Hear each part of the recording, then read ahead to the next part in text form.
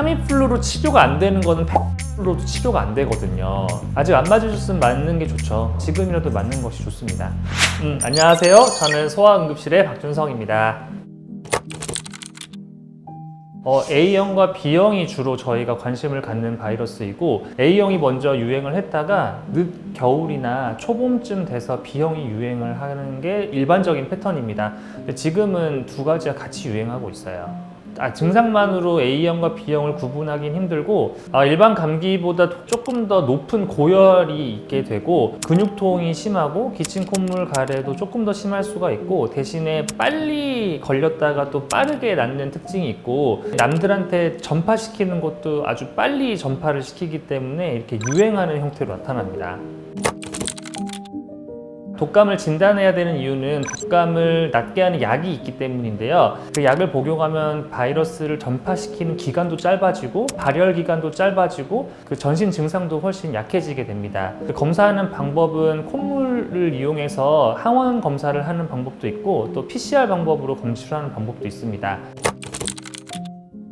네, 우리가 일반적으로 알고 있는 타미플루라는 약이 이제 경구로 5일 동안 복용하는 약이고, 또 많이들 이미 알고 계신데 주사로도 줄 수 있는 페라미플루라는 약이 있고, 또 최근에 나온 신약인데 조플루자라고 하는 경구약도 있습니다.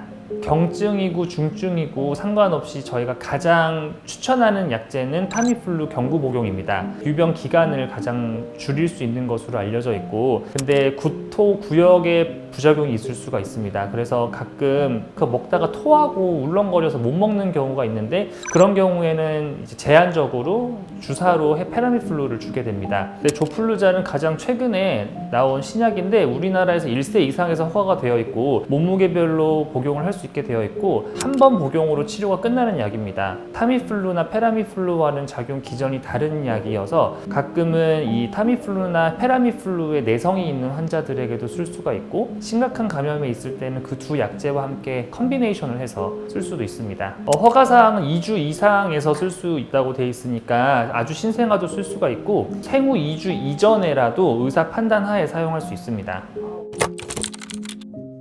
그리고 이제 주사가 더 좋다는 그런 막연한 생각으로 오시는데, 문헌상, 연구상, 교과서적으로 타미플루가 가장 효과가 좋고 안정성도 가장 확보가 된 약이기 때문에 구토하지 않는 한 타미플루를 복용하시는 것을 추천드립니다. 타미플루로 치료가 안 되는 거는 페라미플루로도 치료가 안 되거든요. 타미플루 한 알 먹어보고 열이 안 떨어진다 해서 페라미플루를 맞는 것은 옳지 않습니다.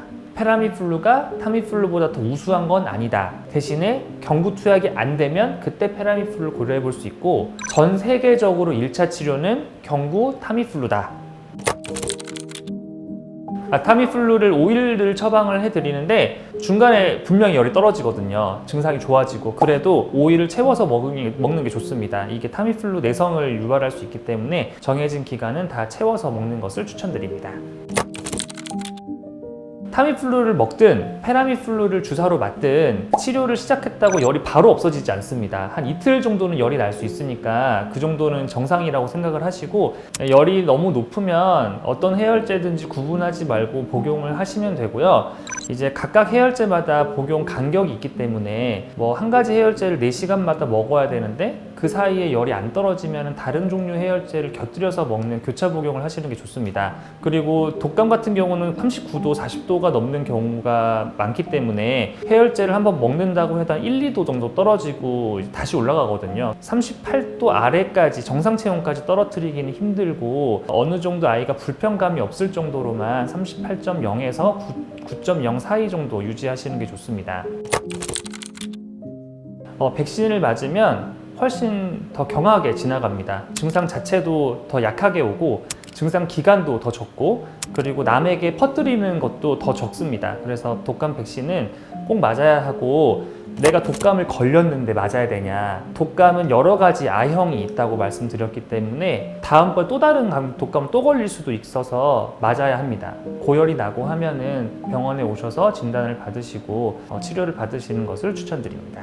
아직 안 맞으셨으면 맞는 게 좋죠. 왜냐하면 독감 백신을 맞고 2주 있다가 효과가 나타났는데, 지난해나 지지난해를 보면은 독감이 4월, 5월까지 유행을 했었고, 특히 코로나가 끝나고는 연중 계속 동정되고 있어서 있어서 아마 맞아두면 두고두고 도움을 받으실 거라서 지금이라도 맞는 것이 좋습니다. 독감 걸리고 나서 흔한 부작용이 몇 가지가 있는데 중이염이 잘 옵니다. 10에서 50% 정도에서 중이염이 생기는데 독감 걸려서 열 다 떨어졌는데 한 3, 4일 있다 다시 열 난다고 오시는 분들이 계시거든요. 그럴 때는 반드시 중이염이 동반되어 있지 않은지를 봐야 되고 폐렴으로 같이 오는 경우가 있는데 독감 자체도 폐렴을 일으켜서 될 수도 있지만 독감에 걸리고 난 그 자리로 세균이 같이 걸리면서 오는 폐렴도 있습니다. 그래서 독감 치료가 잘 되다가 갑자기 열이 나고 안 좋다 그런 경우에는 진료를 받아보시는 것이 좋습니다. 그 중이염이나 폐렴 같이 호흡기계 부작용 이외에도 종아리 근육에 근염이 생긴다거나 심근염이 생긴다거나 심하게는 뇌염 이런 것도 생길 수가 있기 때문에 그런 건 굉장히 드물긴 한데 가끔 뇌염이 생기면 굉장히 안 좋을 수 있기 때문에 아이가 너무 의식이 처지고 경련을 너무 오래 하거나 신경학적 이상이 생기거나 하면은 병원에 오셔야 합니다. 독감은 남한테 옮기기 굉장히 쉽고 옮겼을 때 증상 발현도 엄청 잘 되기 때문에 이렇게 엄청 대유행을 하는 거거든요.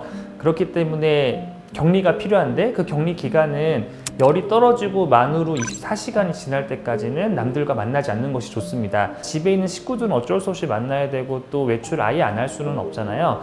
그럴 때는 마스크 착용 반드시 하셔야 되고 손 씻기나 저희가 코로나 때 배웠던 기본적인 위생 수칙을 잘 지켜주시면 됩니다.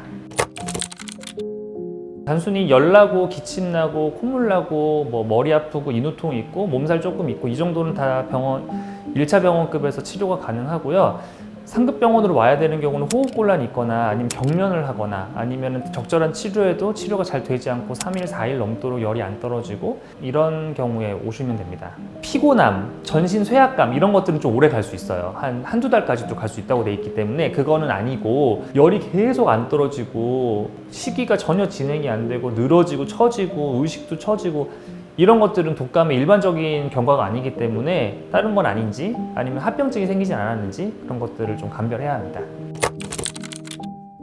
그리고 타미플루 부작용으로 애들이 갑자기 높은 데 떨어뜨리려고 하고 막 환각이 보이고 그런 부작용이 있다라고 다 알고 계시잖아요. 아마 뉴스에서든 어디서든 보셨을 텐데요. 아직까지 이게 독감에 의한 증상인지 타미플루를 먹어서 걸린 증상인지 정확하게 정해지지 않았습니다. 독감에 걸렸든 타미플루를 먹었든 그런 부작용이 생길 수 있기 때문에 독감에 걸려서 치료를 시작할 때부터는 그걸 잘 봐주면 되는데 그런 일이 벌어지지 않도록 자기 전에는 항상 문단속 잘 하시고 창문 걸쇠를 꼭 잠가 주시고 이렇게 하시는 게 예방할 수 있는 방법입니다.